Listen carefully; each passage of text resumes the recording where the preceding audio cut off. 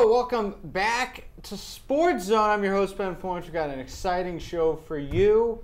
We got Dylan Cho, Rebecca Escala to my left. Guys, welcome. We're going to talk about the subject that everybody's talking about right now, especially if you filled out a little bracket, which I know a lot of people in this room did. NCAA Tournament March Madness.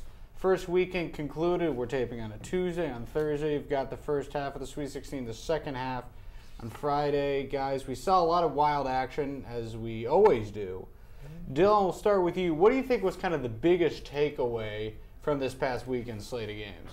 My biggest takeaway, it's going to sound a little odd at first, so let me explain this one, but it's been the success of most of the top seeds. As we know, Villanova's fallen, Virginia's fallen, but if you look at Wisconsin, Kentucky, Arizona, Duke, in most of their games so far, they have completely dominated the field. And, I mean, everyone knows that Kentucky's a really good team, and everyone's predicted that they're going to, or most people have predicted that they are going to win, and everyone knows that Duke and Wisconsin and Arizona can compete up there. But I don't think everyone expected, especially Duke, Kentucky, Arizona, to win by 20, 30 points like they have in some of their games. It's March Madness. You expect the games to be close, and there's been plenty of close games. But for me, it's the takeaway of how these big seeds, and like I said, some of them have completely dominated the rest of the field so far. All right, Rebecca, what do you think? Looking at from the action from Thursday through Sunday, second and third rounds, well, second and third rounds. What are your thoughts? What's your kind of your top, or one of your top observations? I mean, the biggest takeaway for me personally, I think, is Gonzaga, because I know for a lot of people, including myself, their recent, endeavors in March have not been successful. Usually everyone puts them down for, oh, they're a 2 seed, but third round or second round exit, And a lot of people don't know about the team. They just assume, oh, they're in a weak conference.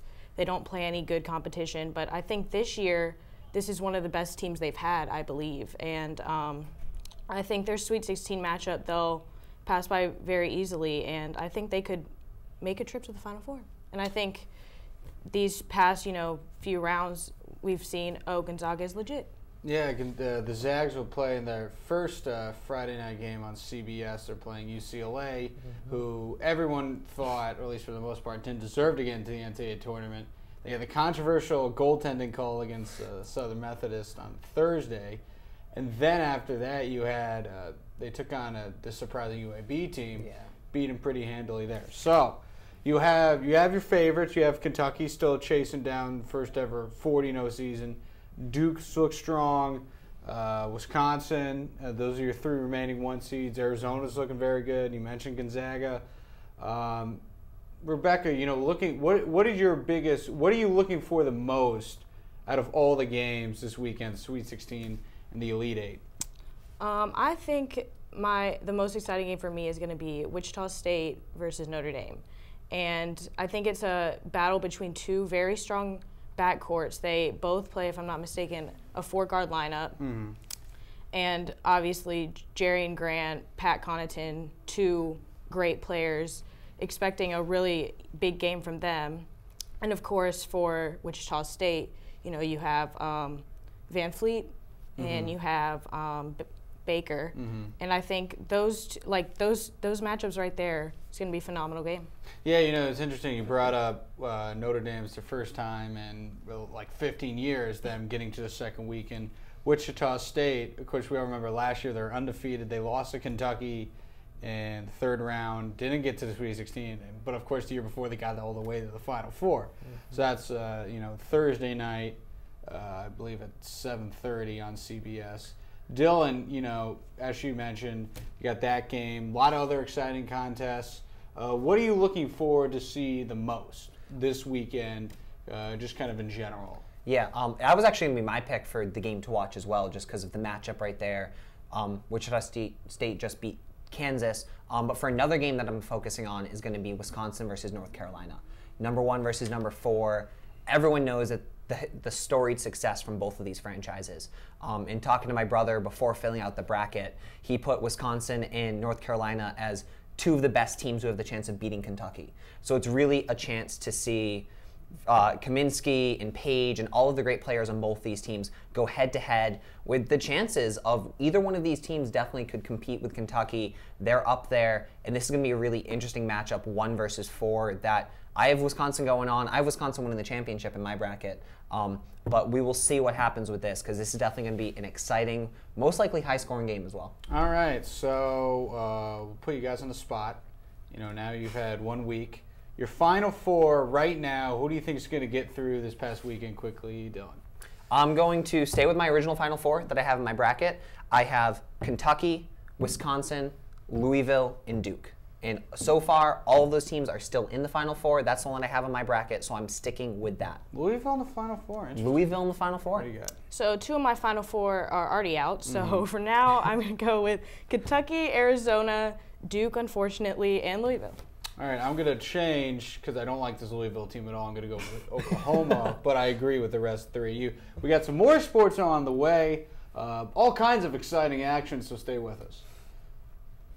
Hello and welcome back to SportsZone. I am not Dylan, nor am I Ben. I'm Dan, and this is going to be probably our first edition of Going for 2. We're going to be talking football offseason in full swing. I got Vince, I got Matt. We've got a lot to cover today, so we're going to get right into it. So to start, big talk of the NFC for sure. The Philadelphia Eagles have been very, very active so far this offseason. Matt, I know you have a lot of opinions on this, so why don't you lead us off? What are your thoughts on some of the Eagles' moves? Well, they were definitely some of the biggest, movers of the offseason. I'd say the attention goes to their offense because they traded away LaShawn McCoy, who is the centerpiece of that offense. He's gone. They signed DeMarco Murray to be, I guess a franchise player, a guy who's coming off the season of his career, and then you bring in Sam Bradford, a guy who was, I think he was number 1 overall draft pick, highly touted out of college, but he has been very inconsistent and struggled with injuries. And then on the defensive side, they brought in Kiki Alonso from Buffalo in the LaShawn McCoy trade, and they bring in Byron Maxwell from Seattle. I love the moves defensively. I think that's really gonna bolster that, be the cornerstone of that team. But I don't think that they've really improved offensively. I think DeMarco Murray was bolstered by a great offensive line. I think his stats were padded a little bit, and I don't think he'll be as successful in Philly. And I don't think Sam Bradford is an improvement over Nick Foles in the least. Vince, agree, disagree, offensive wash? I will disagree. I think Sam Bradford is a little bit of an upgrade over Nick Foles. I believe Nick Foles kind of just came in that weird season where Mike Vick gets hurt and he throws the 17 touchdown passes, only has the 2 interceptions. I feel like he had 7 or 8 good games. We saw last year, even before he got hurt, he was accident prone he was turnover prone. I think Sam Bradford's just been horribly unlucky with injuries in his career. I do believe he's a quality quarterback. However, one move that maybe Matt hasn't talked about yet that also is fairly important is Jeremy Maclin goes to the Chiefs. So now who does Sam Bradford have the ball to throw to, really? The offense for the Eagles really was Maclin and McCoy, and now both of them are gone. Murray may be able to pick up the slack a little bit running the ball, but they really do not have a good wide receiving core beyond Maclin, who's now gone. An excellent point, and that wide receiving core certainly is. Now it's Riley Cooper and Jordan Matthews is who you're throwing to over there. So we'll move on to the big shocker of offseason. New Orleans Saints trading Jimmy Graham to the Seattle Seahawks and get Max Unger, the center, back in return. I guess we'll start with you, Vince. What are your thoughts on this trade? I think this is just a sign that the Saints are rebuilding. They offload, they get rid of Jimmy Graham, they get rid of Kenny Stills. It's kind of just they're rebuilding the offense. I think a lot of people put focus on Jimmy Graham going to Seattle, and yes, that really is a good move that bolsters their offense. That really they were lacking a little bit in the vertical department. They do obviously have Marshawn Lynch, who's a phenomenal running back. Maybe Jimmy Graham kind of takes some attention off him and gives Marshawn Lynch a little bit even more room to run. But Max Unger, I feel like he's a very underrated player. He's a phenomenal center, and will Seattle's offensive line be the same with the centerpiece of their protection for Russell Wilson and their strong running attack gone? That remains to be seen. So I feel like a lot of attention, and everyone's saying that Seattle is the big winner out of this trade, but I think Max Unger he's a really important player, and maybe the Saints moving forward he's going to be a centerpiece for what they're doing. All right, and on the topic of Seattle, you touched on Marshawn Lynch for a little bit. Now, Matt, there was some questions about whether or not Marshawn Lynch was going to retire. How important is he to the Seahawks going forward, and what could have been the case scenario if he had chosen to not come back? Well, I think especially since Max Unger's gone, his importance rises because he's a guy that's a power back. He's gonna get you yards after first contact, and I think that's the key here. If he can compensate for that weaker offensive line, then the offense can make a huge jump from what they were last season and possibly make another Super Bowl run. All right, and that's all the time we have for this first edition of Going for Two. Keep it locked for more SportsZone coming your way, and we'll keep you updated on all the offseason happenings as they go on. More SportsZone after this.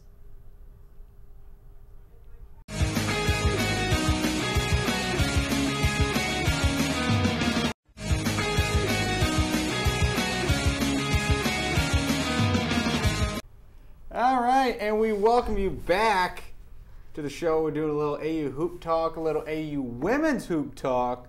Ben Florence, Vince Langio, and Dan Lagnato. AU women's, they were in the women's NCAA tournament for the first time ever. Huge deal. We had a selection show last week. Friday afternoon in Iowa City, 14th seeded American was visiting the Iowa Hawkeyes, and it was a close game throughout. Dan was our eyes on the ground, boots on the ground. You were in beautiful Iowa City at the MediaCom Court, whatever their Carter Hawkeye Arena, and you saw a thriller. It was, what was it, 73-65? 75-67? Okay, we're in the ballpark. Tell us about the game.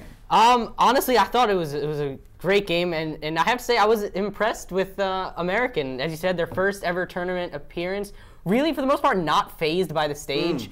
Got big contributions from Jen Dumiak, the usual suspect there, but Ari Booth and Aaron Zimmerman, who, Booth doesn't often see a whole lot of playing time, and Zimmerman really kind of struggled from the field, especially this season. Yeah. A fairly down year for her. They got great contributions, and, it was an 8-point game, but in my opinion, I'll say it was closer than that. Iowa hit their free throws down the stretch and cushioned that lead a little bit, but it was really a close game. You felt it could go either way, really, the whole way. Tied at halftime. On the whole, a really solid performance, I think. And I think you made a point that I think makes a ton of sense, Vince, and that, they weren't fazed at all. A lot of times when you take on somebody, especially you're going there and you're on the big scene for the first time, you have a little jitters, kind of almost like what happens with me before we do the show. But this team wasn't fazed at all. You had big performances, as they mentioned, by Dumiak, and AU really was in the game, even when it seemed like Iowa in the second half was starting to assert their strength a little bit. AU was still in this game throughout. It was, and for me watching at work, it was a fun game to watch. Yeah, definitely. I think you see a lot of times with maybe these smaller programs who get the 14, 15, 16 seeds, they kind of get caught up in the moment, and sort of the getting to the tournament is the big thing, and then just kind of taking the 40 minutes of glory to be on the big stage. But that was not the case with American at all. They did have all the celebrations, the send-off party, the watch party, but then once the ball tipped off, it was game time, and they were locked in. And I think they gave Iowa a lot better game than they thought. You could easily have had American traveling, 900 miles away, not really having much fan support, come out pretty flat, but they shot the ball phenomenally, and maybe just a couple turnovers here and there, if they hold on to the ball, the result could easily go the other way, and they could pull off the big upset. So I think it's a phenomenal showing for their first appearance on the big stage. And it was a Patriot League Big Ten showdown, kind of like the men last year. But, and Dan, we talked about this briefly before the segment, that, AU shot the ball really well. And the key is that when you have these games, when you're going up against a really good team, and Iowa's a very good club, that, a lot of times you'll come out strong, And even if you have the jitters, but then once they start to make their run, like the men last year, they made the run, Wisconsin, and then AU couldn't make a shot, and then they were blown out of the water. That didn't happen here. Why was that? Honestly, I think they stayed within themselves. They didn't really let Iowa get to them. I think a lot of it is coaching. I think Coach Meg Gebbia has done a phenomenal job. Love her. With them. Winning the winningest season in program history. She is that Coach of the Year, has those honors to show for it. But she, in a different thing that we usually seen for her in the Patriot League, using her timeouts a bit more liberally. Don't often see her get down. They had, I think, 2 left. Don't often see her use all of those. So knew when she needed to take a break and calm them down. And I think it worked for the most part. Iowa went on their run, and AU answered with a run of their own. You excited for women's basketball now going forward? Definitely. They seem like they've got a good platform to build on. This was a phenomenal year. So Yeah. Definitely. All right. It was, as I mentioned, it was a tremendous year for the American University Women's Club. Well, not the club, the basketball team. Congratulations to all the people involved. The guys did a tremendous job, made the school proud. We got more Sports Zone coming up, so stay with us. Hello and welcome back to Sports Zone. This is your favorite segment, as it is mine. This is Getting to Third Base. We've got a smaller panel this week. It is just me and Dan talking some baseball, bouncing some ideas off each other. And as all of you know, spring training is underway. We've talked about the major movings. This week we're going to talk about major injuries and what that impact's going to have. First one we're going to talk about, easily the most well-documented and probably the biggest impact, I believe, Yu Darvish done for the year with Tommy John surgery. Dan, what do you think of this Yu Darvish injury? This is a killer for the Rangers, in my opinion. I know they got a little bit of depth back. They traded for Giovanni Gallardo, and Derek Holland is coming back. But really, he's far and away the ace of that staff. Oh, yeah. And if they're going to compete, they needed Darvish. He's a Cy Young candidate every single year. And for him to be done for this season, that could be a brutal, brutal loss for the Rangers. Yeah, no, I definitely think that this one, out of pretty much any of the injuries that have happened, major or minor, has the biggest impact that he's done. Like you said, they have Gallardo, they have Harrison that's kind of still bouncing around, but past that, they don't have a solid ace, which, I mean, not every team needs it, but when you have Yu Darvish as an ace, that solidifies your lineup. You know he's going to be pitching every 5 days, sometimes even more, as he did in Japan, but you know that he's going to be in there, and that's a huge blow to them. Another pitcher, done for the year. This one hits you personally. And this is going to be Zach Wheeler, done for the year with Tommy John.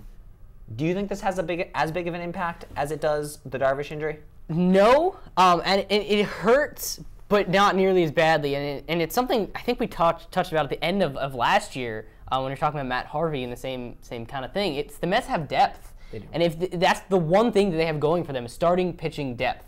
So yeah, it hurts to not have Wheeler, who's an up-and-coming young stud, but you look at the rotation, all right, fine. Dylan G's been a starter his entire career. You just bump him back into the rotation. Yeah. And then, you call up another reliever. It's not the end of the world, really. They'll survive and they'll, figure it out without him. Yeah, I mean, without him, and they'll still have Jacob deGrom, Rookie of the Year last year. That all records point to him having a better year, maybe or maybe not. But a year under his belt, he'll hopefully be better. Hopefully, between their pitchers, they can fill that void because they do have that depth.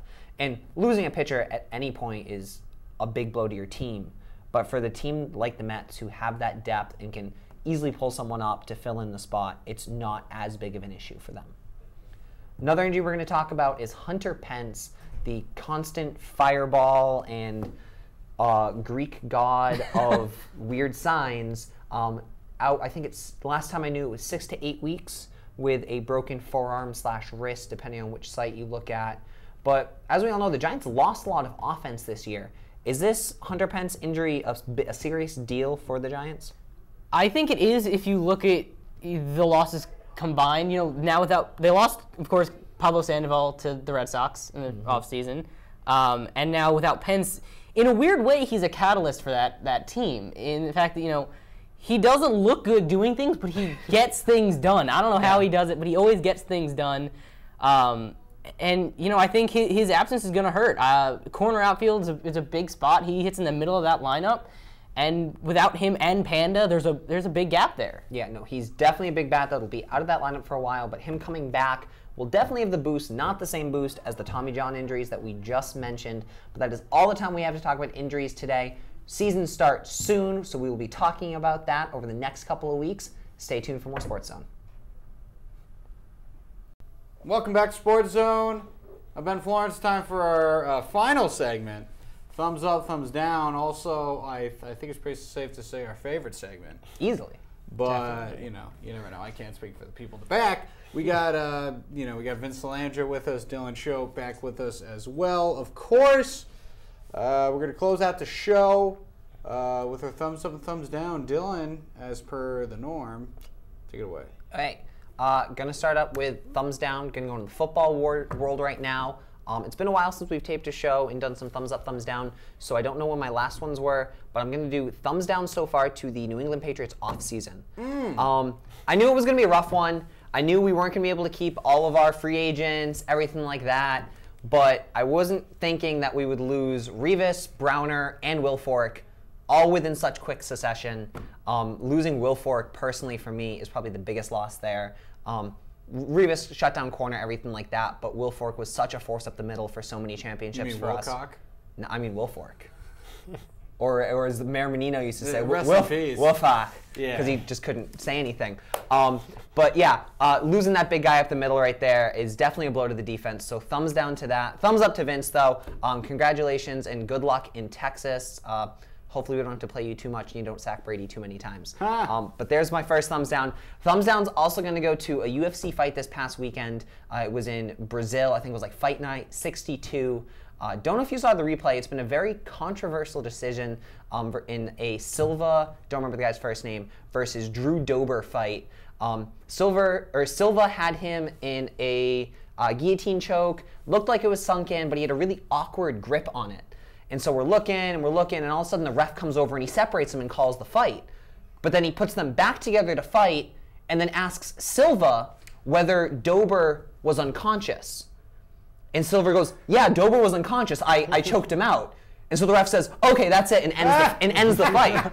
So this guy who supposedly got choked out is sitting there going, like, I was never unconscious. Like, you moved my arm and I fought back. Like, so there's this huge issue. Dana White has called this fight. He wants it overturned. He wants it called a no contest. He wants Brazil to relook at all their ref. It was horrible call by this official. And the fact that he separated them, put them back together, and then asked the guy who choked the other person out, not the guy who got choked out. Yeah. Not, hey, did you pass out for a second? No, oh, did you feel him go unconscious? And the guy goes, yeah, I did. I totally choked him out. He lies straight to the ref's face. Awesome. Absolutely horrible call. Funny moment, but horrible, horrible call. So those are my thumbs down. Thumbs up is going to go to March Madness starting and being in the middle of it. We usually have, and just like this year, have a Sports Zone bracket going. I think there's about 8 or 9 of us that are in it. Everything's going well pretty far. I was looking at everyone's brackets. Everyone's made some pretty good picks. I'm currently, knock on wood, don't know if this table is actually wood, but I am currently sitting in the number 1 seat by, I think, maybe like 10 or 20 points above the next person. So it's very close. But as we mentioned earlier, my Final Four is still alive. I have Wisconsin versus Duke in the finals. Wisconsin taking the victory. Hopefully all of that works out. We will see what happens. I know this is kind of like a brush on my own shoulder, but out of all the ESPN brackets currently, I am ranked 320,000th in the world, which seems like it's really bad, but then you take into consideration that there was 11.5 million brackets that were filled out, which puts my bracket in the 97th percentile right now. So like I'm feeling really good because I usually have really, really bad March Madness brackets in the past. Ben can attest to this over the past couple of years. I don't think either of us have, you might have won it once. I don't even But it's always like that one person who shows up to Sports Zone like twice that wins it. So thumbs up to that so far, and hopefully March Madness continues as good. All right, Vince, what do you got? All right, briefly, just as we're on March Madness, we're going to go thumbs down to my bracket. Dylan said everyone in SportsZone is doing pretty well. He might not have taken a look at my bracket. I am sitting dead last in the SportsZone. I think I'm maybe in the 9th or 10th percentile nationally. My entire right side of the bracket's wiped out. My West region is just absolutely horrible. It is a mess. Iowa State, I don't think I'll ever pick them to win a game ever again. This is... the vendetta against me is real. My brackets have progressively been getting worse and worse every year. I don't think I've even peaked at 200 points yet. It's a nightmare.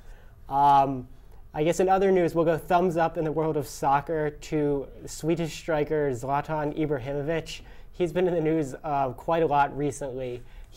After a game against Toulouse, where he thought the refereeing was a little bit less than satisfactory, he called the entire French country pathetic, said he's never had a good referee game in his time in France. He said all the referees should lose their jobs. They're absolutely horrible. He said the team he played for, Paris Saint-Germain, is too good for France, and France doesn't deserve his team. So then the saga continues. In his next game against Laurent, he scores a hat trick, and he wants the match ball, which is customarily given to the man of the match, which he was for scoring the hat trick. The French referees apparently didn't take so kindly to being called pathetic, didn't give him the match ball. But Zlatan he's a character, I don't know if you guys know world football, he's one of the most intriguing characters. He petitions, gets the ball, and the ball gets his own seat on his private jet as he flies to international duty. Just a crazy story. Thumbs up, Zlatan. You're the man. All right, I'll go quickly. Thumbs up to Fox Sports 1. If you guys don't know, I'm a big Mike Francesa fan. Our good friend Jaron Berman, who's occasionally on the show, Sometimes. is as well. They started putting on hashtag Francesa on Fox tweets, and they're putting on like every single one of the Mongos, the hashtag Mongo Nation. The tweets are really ridiculous, and I'm really shocked at some of the ones they're putting on. But Fox Sports 1 giving us all a little laugh. I think I had another one, but I don't remember it. So for everyone here at SportsZone, all the people that showed up, you guys all did great. I'm Ben Florence. We'll see you next time. This is SportsZone.